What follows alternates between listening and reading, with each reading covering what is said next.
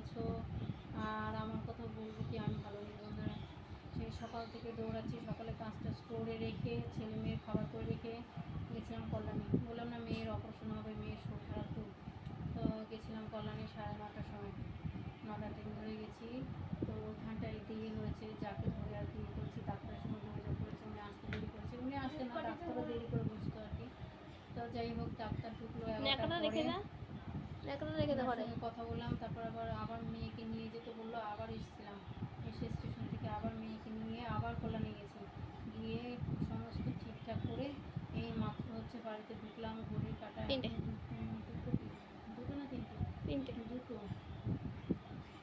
ঘড়ির কাটা এখন কোথায় দুটো? সরি বন্ধুরা, ঘড়ির কাটা এখন 3টে বাজে।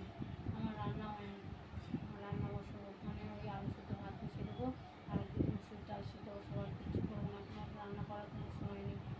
মাছ আছে ফ্রিজে, কিন্তু মাছ করার সময় নেই। আর সকাল থেকে আমি ভেবেছিলাম তাড়াতাড়ি হয়ে যাবে, আমি চলে আসবো, এসে খাবো।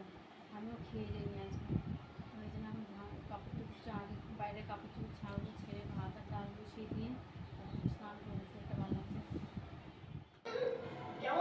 তো বন্ধুরা, দুপুরবেলায় ওই সময় দুপুরবেলায় কি খেলাম, তো 4টের সময় খেয়ে তারপরে একটু শুয়েছিলাম। তারপরে কাজ ছিল বিকেলে, ওগুলো আবার সেরেছি। তখন বাসন ধুতে পেরেছিলাম না, তখন বাইরে বৃষ্টি হচ্ছিলো। সন্ধ্যা টন্ধা দিয়ে পরে বাসন ধুয়েছি, কাপড় চোপড় তোলা ছিল সেগুলো ভাঁজ করেছি, ঘরে কিছু টুকটাক গুছিয়ে ওগুলো পরিষ্কার করে নিয়েছি।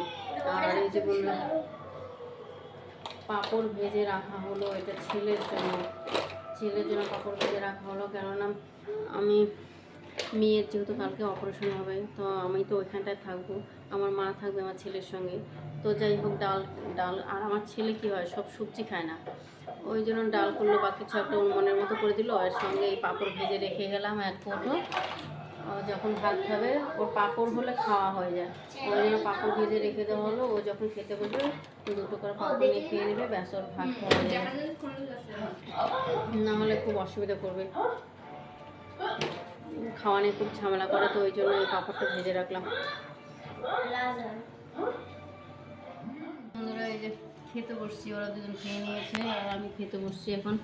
তাড়াতাড়ি খেয়ে তাড়াতাড়ি শুয়ে পড়বো, তারপরে সকালে উঠতে হবে, কারণ আমি আবার 6টার ট্রেন ধরবো।